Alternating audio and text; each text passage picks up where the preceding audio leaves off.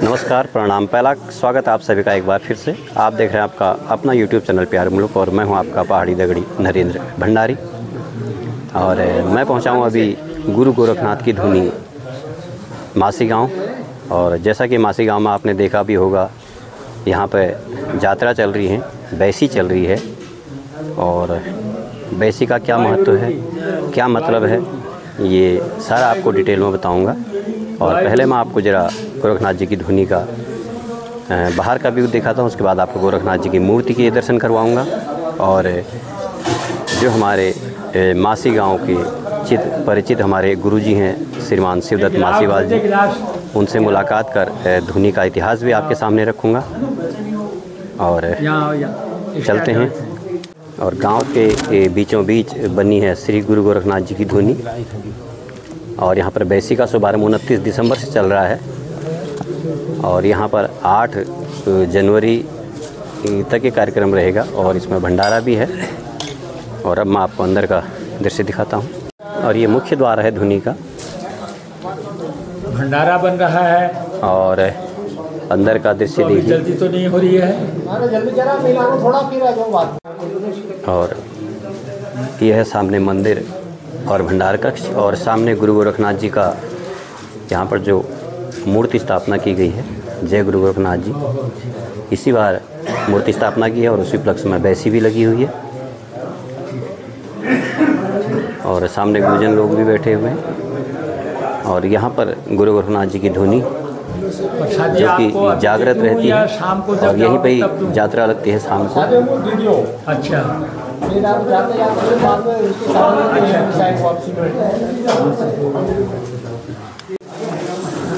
और सभी भक्त लोग लगे हैं, देखिए सेवा में। कोई सब्जी काट रहा है, कोई आटा गूंद रहा है, कोई खाना बना रहा है।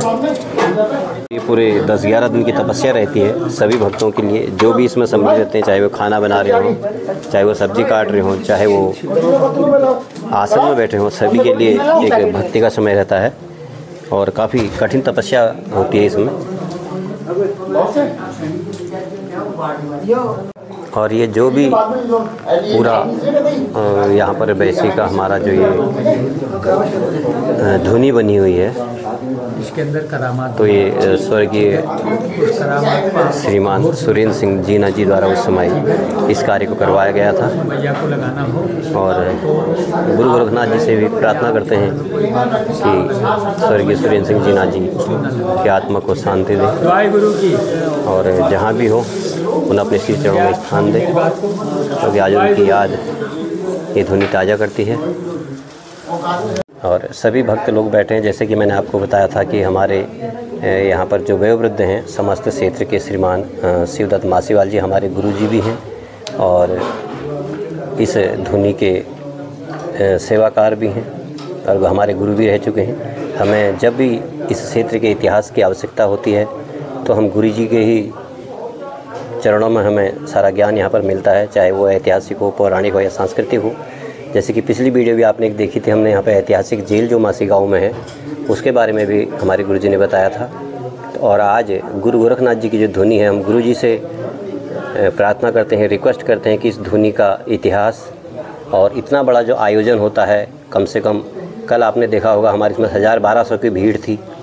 टोटल पूरे कार्यक्रम को आप लोग कैसे इतने सहजता से संभव कर पाते हैं, और कितने सालों बाद ये धुनी लगी, और क्या क्या इसमें परेशानियाँ आती हैं। गुरुजी से आग्रह करेंगे कि आप इसे बताने का कष्ट करें। गुरुजी,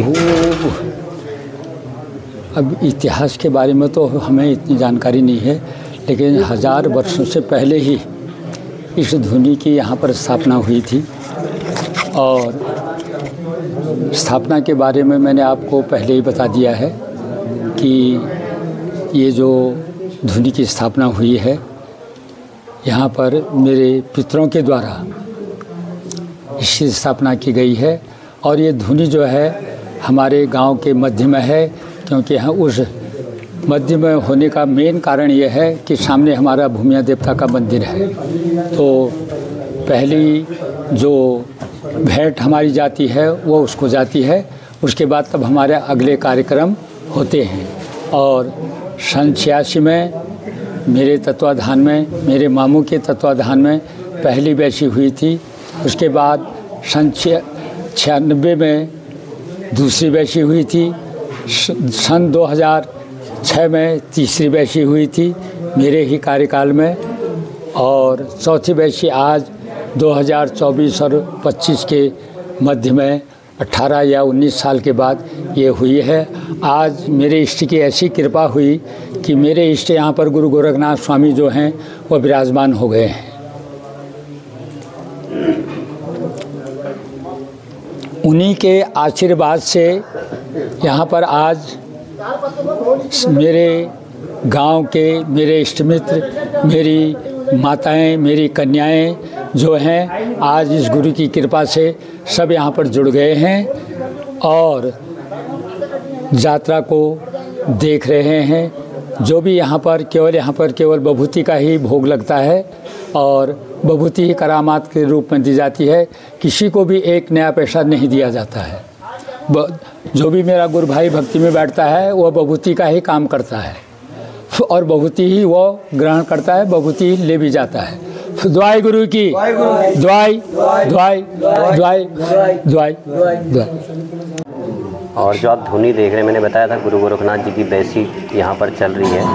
और बैसी का आयोजन कोई छोटा मोटा आयोजन नहीं रहता, और जो भक्ति होती है ये भी कोई साधारण या शिथिल भक्ति नहीं है, बहुत ही कठिन भक्ति है।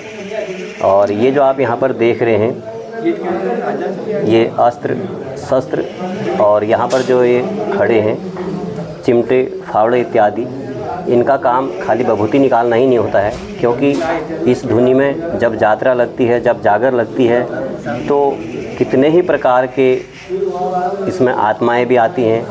कोई शुद्ध आत्मा भी आती है, अशुद्ध आत्मा भी आती है, और उन सबको यही फावड़े और चिमटे भी पहचानते हैं। कोई यहाँ पर अशुद्धि तो नहीं कर रहा है। तो अपने गुरुजी से पूछना चाहेंगे कि गुरुजी इतना बड़ा एक आयोजन होता है जिसे कि एक साधारण आयोजन नहीं कह सकते हैं, बहुत ही महान यज्ञ है। तो इस महान यज्ञ की आखिर क्यों आवश्यकता पड़ती है गुरुजी? गुरुजी दुआई गुरु की। मेरी इस धुनी में, गुरु गोरखनाथ जी की धुनी में 3 प्रकार की बैसियों का आयोजन होता है। पहली बैसी होती है जेठ मास की, जिसमें धूप को साधना होता है, गर्मी को साधना होता है। दूसरी बैसी होती है सावन के महीने में, और उसको राजंशी बैसी भी कहा जाता है। तो उसमें कीचड़ को साधना होता है, बारिश को साधना होता है। तीसरी बैसी है आपकी पूष मास की। पूष मास की बैसी इन 2 बैसियों से बहुत ही अलग बैसी है, क्योंकि इस वक्त सर्दियों का मौसम होता है, तुषार गिरता है, और वो तुषार ऐसा गिरता है कि ज़मीन में, पृथ्वी माता में पपड़ी जम जाती है। तो उसी पपड़ी के ऊपर से हम चलते हुए अपने कार्यक्रमों को प्रारंभ करते हैं। नहाने का, धोने का और अपने वस्त्रों को धोने का, उसमें किसी भी प्रकार का किसी दूसरे का सहयोग नहीं लिया जाता है। और सबसे कठिन बैसी जो है वो पूष मास की ही है। दुआई गुरु की।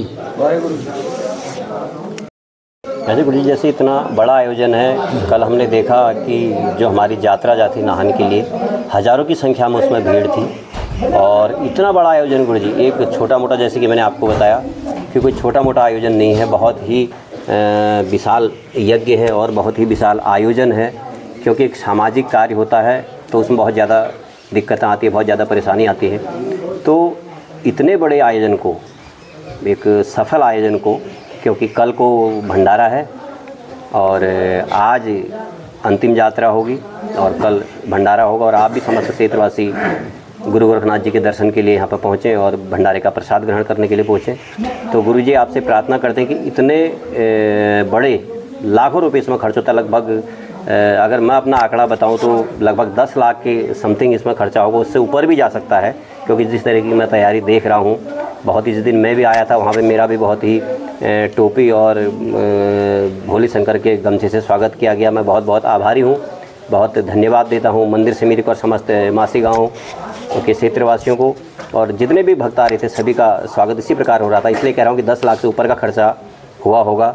तो गुरु जी आपसे रिक्वेस्ट है कि इतने बड़े आयोजन को, सफल आयोजन को आप कैसे वो सक्षम हो पाता है, इतना बड़ा आयोजन गुरु जी? सफल आयोजन को बनाने के लिए मेरे गांव के ही माताएं, गुरु भक्त, गुरु नवयुवक, उन्हीं का ये आशीर्वाद है कि इस विशाल आयोजन को संपन्न कराने के लिए इन्हीं लोगों का योगदान हमें मिला है। बस बहुत बहुत धन्यवाद गुरु जी।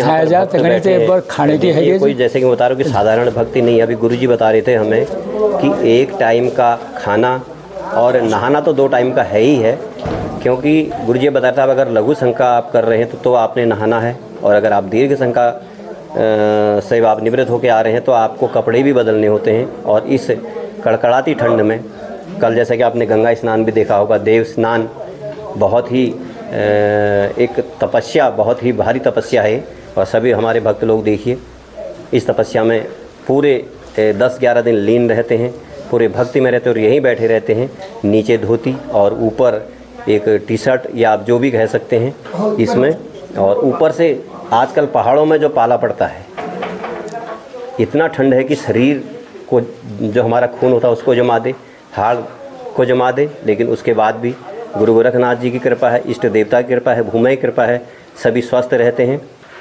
और